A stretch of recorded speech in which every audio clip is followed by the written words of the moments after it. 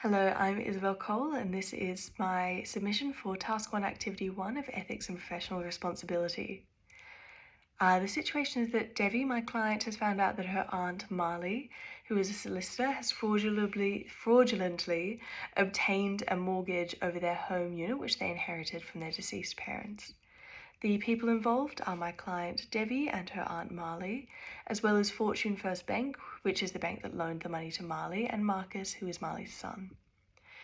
I considered three main alternative responses. The first would be to report Marley or advise my client to report Marley to the police for fraud. And the second would be to advise my client to pursue civil penalties against Marley. These have largely similar immediate and long-term consequences. The immediate consequences being that Marley is punished for wrongdoing, and the long-term being that Marley is likely to lose her job, and it's unclear then whether or not the mortgage would be discharged by Marley, given that she would lose access to income. I note that when pursuing civil penalties, this may result in a slightly better financial outcome for my client, as they can also recover monetarily via the court process. The third option I considered would be to follow the instructions of my supervisor, which in the immediate term does maintain the relationship between Marley and Devi and allows Marley to keep her job, which may allow for the mortgage to be repaid, but in the long term does mean that Marley's wrongdoing will remain hidden. With the values, I considered respect for life. Societally, this is very important, but here it does mean balancing, Marley's life against those that her dishonesty has hurt. This also matters very much to my client, who, due to her close relationship with Marley and her son.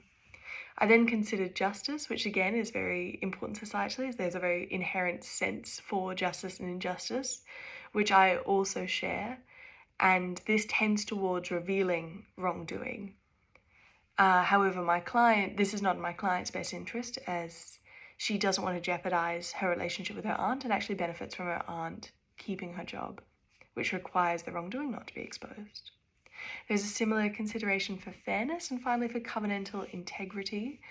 I am perhaps less invested, but I recognise that this matters to my client, and it does indeed seem paramount to Devi that family relationships are maintained. So the relevant rules I considered were Rule 3, duty to the interest of justice, which is paramount. Rule 4, duty to serve the interest of the client. Rule 5, the standard to which legal practitioners should be working, and Rule 9, confidentiality.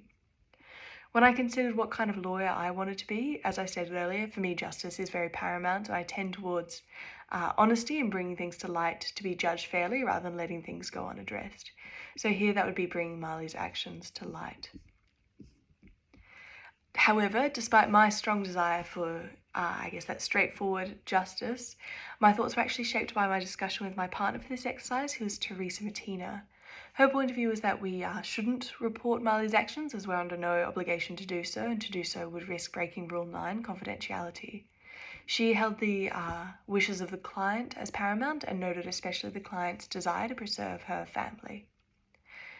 She noted that I was concerned about the impact of not reporting Marley and allowing her to continue practicing despite her demonstrated dishonesty, but she also noted that we don't actually have any evidence of Marley posing any harm, or that this in fact does form a pattern of dishonest behaviour.